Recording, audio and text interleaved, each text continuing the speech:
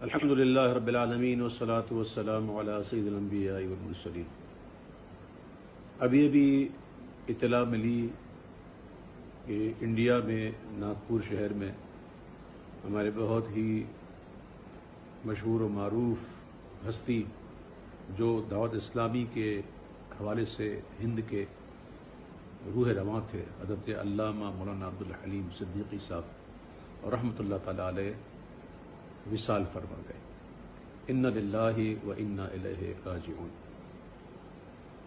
حضرت علامہ عبدالحلیم صدیقی صاحب میرے مرشد اجادت بھی تھے، اور دیکھیے آج سے پورے 42 سال پہلے اسی وقت، اسی تاریخ کو اور اسی وقت میرے والد محترم کا انتقال ہوا تھا، اور ان کا وصال بھی 12 رمضان تھا، اور آج میرے روحانی والد بھی اسی تاریخ کو اور اسی وقت جو ہے وہ وصال فرما گئے۔